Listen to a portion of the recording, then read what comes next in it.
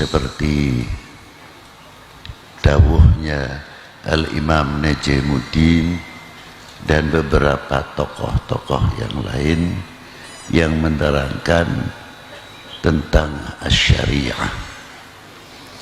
Asy-syariah itu diumpamakan kayak perahunya. Adapun buah daripada syariah, an-natijatu syariah wa huwa thariqah. Thariqah itu diumpamakan lautannya. Kelihatannya memang mudah, gampang. Orang mau menaiki perahu, yang jadi nakodanya siapa? Apakah perahu itu akan berjalan sendiri? Tidak mungkin.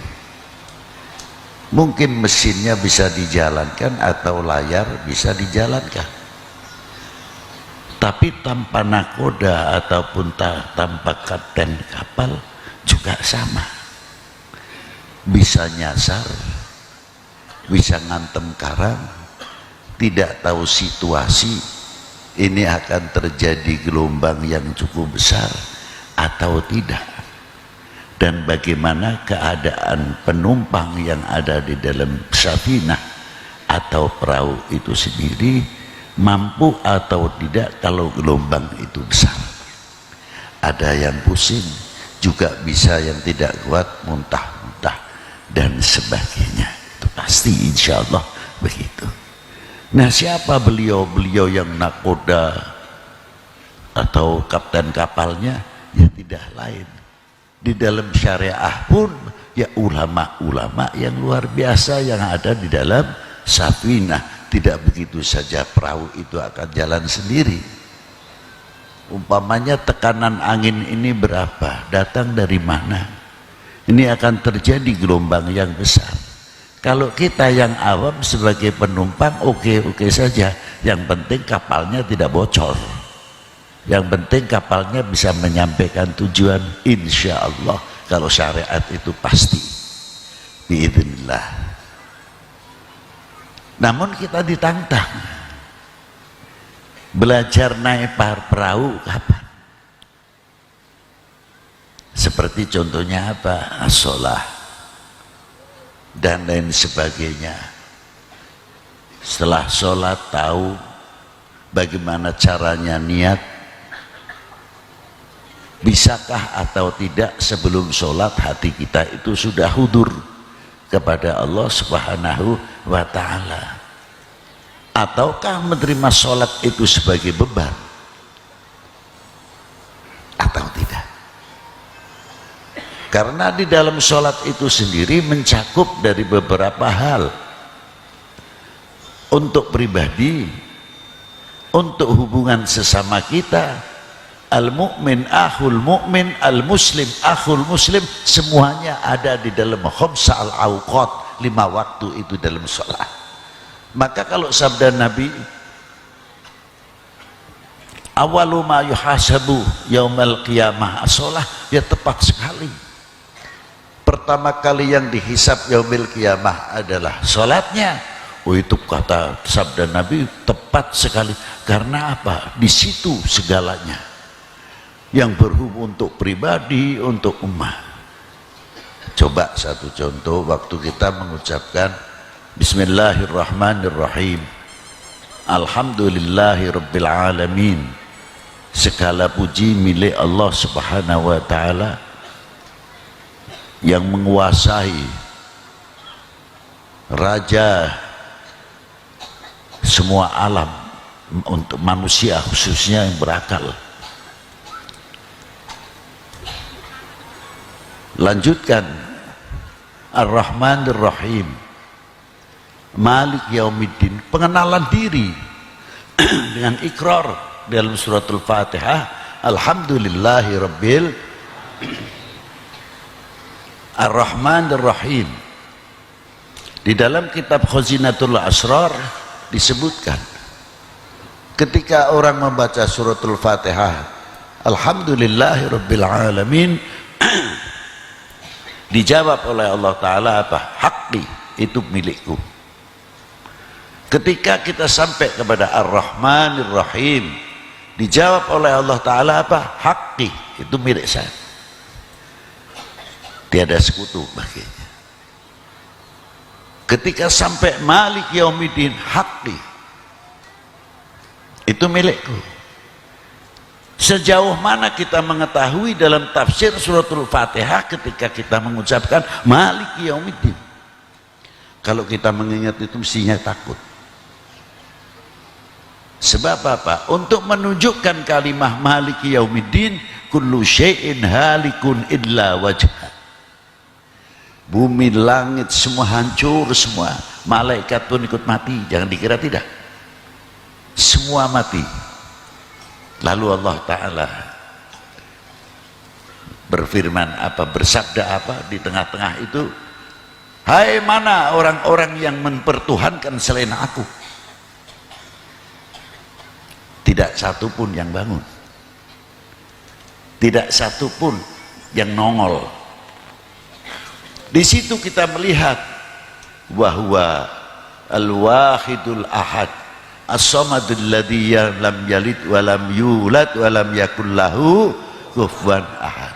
Al-awwalu bila ibtida wal akhiru bila intiha. Selain Allah Ta'ala mawjudun ba'dal adami wal fana. Kita tahu nanti tauhid di situlah. Lalu kita apa yang kita persiapkan pada waktu kita akan menemui sejanjinya Allah Ta'ala yaumil qiyamah? Apakah kita sudah mempersiapkan diri untuk menghadap? Bekal apa yang harus kita persiapkan? Tidak terlepas hanya kuncinya husnul khotimah yang kita harapkan. Satu. Kedua, ampunannya. Yang ketiga, tidak terlepas sebagai tawasul kita mengharapkan syafaah bagi Nabi sallallahu alaihi wa alihi wasallam. Lalu terusnya, iyyaka na'budu wa iyyaka nasta'in. Kepadamulah aku menyembah dan kepadamulah kami meminta pertolongan. Kalimahnya pakai jamak, bukan pakai kalimah mufrad. Asalnya nahnu.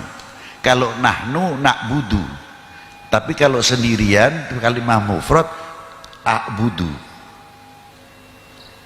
Dibimbing oleh Allah Ta'ala menggunakan kalimah nahnu. Malik Yaumiddin, iyyaka na'budu wa iyyaka nasta'in. Setiap lubuk mukmin harus mempunyai i'tiqad, kepadamulah kami, siapapun kami, bukan pribadi saya saja.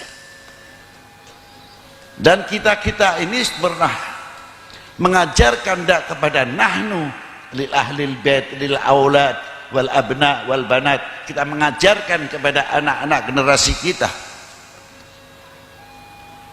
bertauhid kepada Allah Subhanahu wa taala. Sejauh mana kita mengajarkan tauhid kepada anak-anak kita? Jauh daripada dunia kesyirikan-kesyirikan. Sudah sampai mana kita mengajarkan? Dan ketika kita menyebutkan wa iyyaka nasta'in, merasa tidak kalau kita ini golongan yang lemah? Sadar tidak ketika kita mengucapkan iyyaka na'budu wa iyyaka nasta'in sambil begini, saya mampu, saya kuat? Begitu enggak kira-kiranya? Malu mestinya ketika kita menyebutkan iyyaka na'budu wa iyyaka, kita lemah, dhaif. Siapa yang paling bisa menolong? Hanyalah Engkau ya Allah. Seandainya dia penyakitan, siapalah yang bisa menyembuhkan? Hanyalah Engkau ya Allah.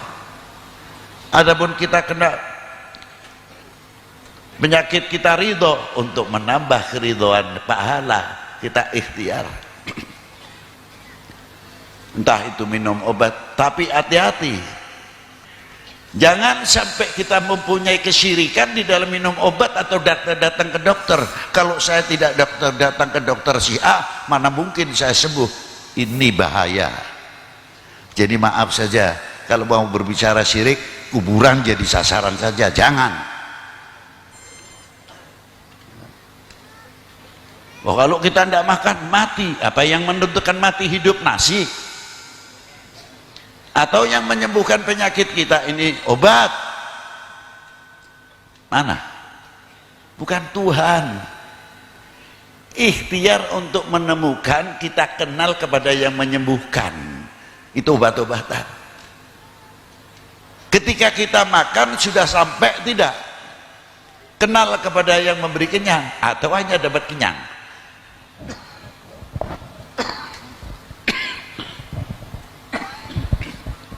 Itu satu contoh. Coba kalau kita makan, belajar kenal kepada yang memberikan kenyang. Siapa? Allah wahdahu la syarikalah. Bimbingan, tarbiyah dalam suratul Fatihah untuk kita semuanya. Sudah tahu masalah hal ini?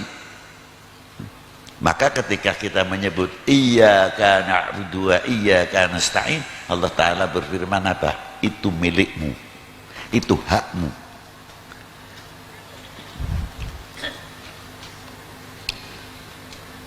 Kepedulian kita sejauh mana dalam mengucapkan ihdinas siratal mustaqim. Lafadznya juga pakai jamak, bukan ihdini, tapi menggunakan apa? Ihdina, maknanya aja tunjukkanlah kami jalan yang lurus. Apakah itu untuk pribadi? Peduli antar kita, al-mu'min akhul mu'min, al-muslim akhul muslim. Kalau tahu benar masalah ihdinas siratal mustaqim, tidak ada antar muslim itu ribut saja, tidak ada ikhtilaf, khilafiyah itu kecil, tapi lebih akrab, lebih menjalin, saling menghargai di antara satu sama yang lain.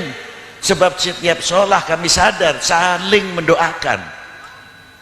Tunjukkanlah kami jalan yang lurus, bukan untuk akhirat saja.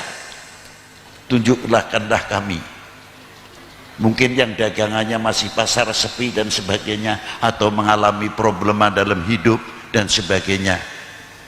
Ya Allah, tunjukkanlah kami ekonomi kami, saudara-saudara muslim kami khususnya, jalan yang beruntung, jangan sampai menempuh jalan kerugian dalam berekonomi. Ketika kita mendoakan, ingat dunia pertanian juga, semua petani-petani kita muslim khususnya, umumnya pada bangsa ini, tunjukkanlah kami jalan yang lurus dalam dunia pertanian, sehingga dengan yang baik kita akan menjadi negara, bangsa yang mempertahankan ketahanan pangan. Bukan sekadar kita bicara tentang ketahanan pangan saja, tapi kita dilambari fondasi dengan tauhid kepada Allah Subhanahu wa taala, karena negara kita itu luar biasa dengan Pancasilanya, dengan apa sila pertama, ketuhanan yang maha. Loh, itu hebatnya di situ. Ikhtiar tetap. Ihdinas siratal mustaqim. Saudara kita yang di rumah sakit mungkin masih sakit, atau dalam sakaratul maut, banyaknya doa kita ini hingga mencapai martabat husnul khatimah karena doa. Tunjukkanlah jalan yang lurus saudaraku yang masih sakit ya Allah, semoga diampuni dan mendapatkan husnul.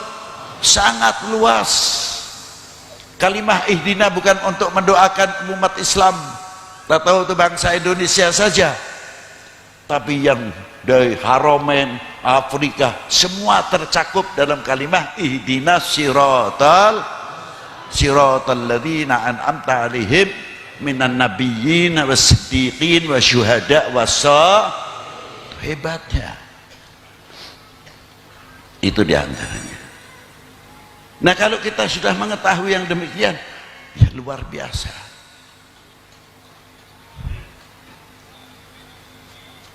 Itu pun di dalam membaca suratul Fatihah tidak bisa kita akan menafsirkan dengan otak hasil kepala sendiri. Harus kita punya guru hingga tahu dan sebagainya. Wudhu pun sama, harus punya guru. Itulah diantaranya kalau kita as-safinatu kal syariatu kasafinah, bahwa syariah itu seperti perahu. Jadi ilmunya kita naik perahu sudah tahu, apalagi kalau kita kembali at-tariqatu kal bahr. Thariqah itu bagaikan lautan. Mengapa bagaikan lautan? Yang mengantar kita kenal kepada Allah dengan melalui jalur thariqah. Baru kita tahu begitu luasnya kekuasaan Allah Subhanahu. Itu diantaranya. Nanti kita akan ketemu buahnya daripada thariqah adalah mutiara yang luar biasa, adalah hakikat. Apa maksudnya hakikat? Kita menemukan mutiara al-akhlaq wal adab kepada Allah Subhanahu wa ta'ala. Kalau kita memahami dalam suratul Fatihah dan kita memahami apa yang ada kandungan dalam suratul Fatihah, sangat luar biasa. Apalagi di dalam mesti kita berhubungan dengan baginda Nabi sallallahu alaihi wasallam. Setiap sholat, entah itu wajib entah itu sunnah, berapa kali kita mengucapkan assalamualaikum ayuhan nabiyyu wa rahmatullahi. Itu di makam baginda Nabi itu dengan hadits yang cukup kuat. Dalam kitab Sa'adatul Darain ada satu malaikah yang selalu menerima selawatnya umatnya baginda Nabi SAW, dan selalu malaikat itu menyampaikan kepada Rasulullah apa? Sholata fulan bin fulan ya Rasulullah, bapaknya di bawah. Itu hebatnya. Berapa kali setiap hari kita berhubungan dengan Rasulullah, assalamualaikum ayuhan nabiyyu wa rahmatullahi wa barakatuh. Kita semakin kenal kepada Allah, semakin dekat kepada Allah, semakin kenal kepada baginda Nabi SAW yang menuntun kita kenal kepada Allah Subhanahu wa ta'ala. Kenal benar, malu rasanya. Insya Allah dunia ini aman. Mau ramenya politik, mau ramenya apa, terserah. Nanti 2024 umpamanya, tapi karena kita takutnya kepada Allah, malu kepada Allah, malu sama Rasulullah SAW, kita tidak mudah menjadi bangsa atau menjadi umat yang terpengaruh oleh hoax dan sebagainya. Tidak mudah kita dipecah belah. Indonesia adalah tetap Indonesia, tidak ada Indonesia dua. Merah putih hanya satu, tidak ada merah putih. Itu.